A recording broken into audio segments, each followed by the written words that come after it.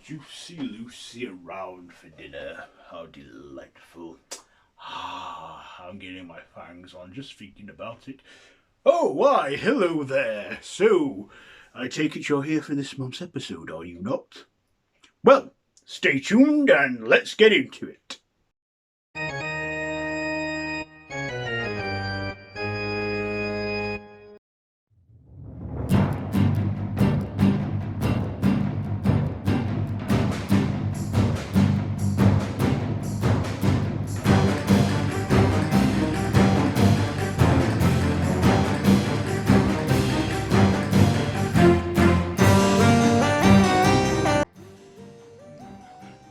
Why, hello there, and welcome to a brand new episode of the Bloody Fang-Tastic Show.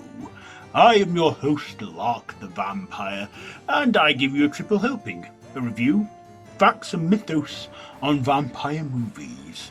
So, be sure to stay tuned as we go over the movie now. Let the right one in. Let's review it first.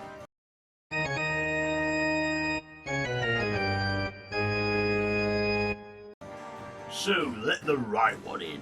Put the fangs away now. So, this is directed by Thomas Alfredson, based on the book by the same name by John Javide, starring Cara Hedrin, Lena Landerson, or something. I'm butchering the names here. Per Rager, Ike Norm, and Peter Kolsberg. So this, it follows a young Swedish boy named Oscar who befriends this young girl named Eli, and they become friends and they hit it off, but she has a secret. She may be a 12-year-old girl, but in fact she is a vampire, and she has urges that every vampire, of course, requires. Blood. And of course, he finds out her secret, and sort of a little more than friendship forms. It's like romance, and with her familiar dying, and also she helps Oscar with his troubles, with his bullies and what have you, especially that pool scene. That was brutal. In the end, they go off together, and I assume that he becomes her new familiar, like we see in the film with the adult at the beginning, who was her familiar. So anyway, that's all I will tell you. So, what did I like? Well, I very much enjoyed this film. Yes, it was Swedish, but if you don't mind reading English subtitles, it's quite an entertaining film. Of course, there was some drama in there and some coming of age, but I also liked our two young lead actors. They were just fantastic, as I would say, in their performances. Especially, Eli. She was a very interesting character. I believe she was voiced by another actress. And it was just a very dark, gothic film. Of course, it is very depressing in a lot of scenes. But we do see some happiness between them. Like Oscar finds a true friend that he can travel with. And, the mythology of the vampire and stuff. And it must be hell. Being a child being trapped in the body of a child when you age mentally, I mean. I've come across many vampires like that, and, some like it, some don't.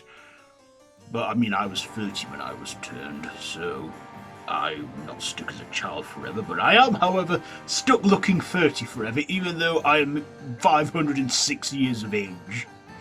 But anyway, enough of that. I also liked our side characters, the side cast. They were good too, of course. And, like I say, if you don't mind reading English subs from a Swedish film, there's always that American remake Let Me In, where the characters have different names, but it's pretty much a similar story of that. So, do I recommend this one? Absolutely. If you love vampire dramas, if you love romance, you love children, you love child actors performing and doing a great job, then yes, I would say check this out. I shall give Let the Right One In. It's a bloody fantastic film. I'm giving it 4.5 fangs out of 5. Now for our next part, the mythos or facts. Which will it be? Let us see. That wasn't meant to rhyme. Let's just go to the next part.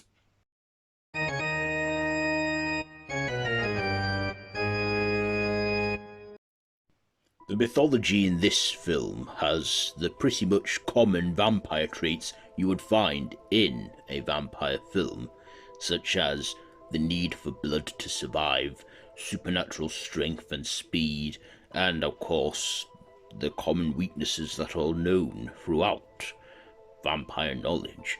Of course, as well, Eli is 12. Well, she was 12 when she was turned, but of course, over the years, she has aged mentally, meaning she is forever trapped in a child's body. Of course, she also has a familiar with her, which dies in the film, but then Oscar takes his place, presumably. And also, these vampires don't like being out in the sunlight much.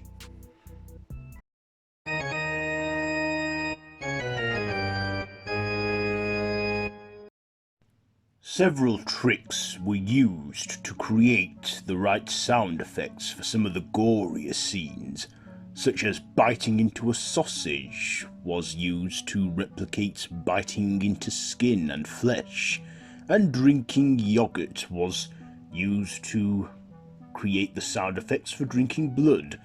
The sound of the children blinking was made with the skin of grapes rubbing together in and almost blinking motion.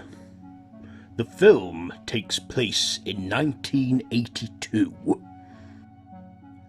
At the 1 hour and 19 minutes mark, the word vampire is only said once in the entire film. The film's title, Let the Right One In, as well as the novel it is based upon, refers to the fact that according to the mythology of vampires, they can only enter your home if they are invited in. So shown in the film when Eli asks Oscar to invite her in to his apartment.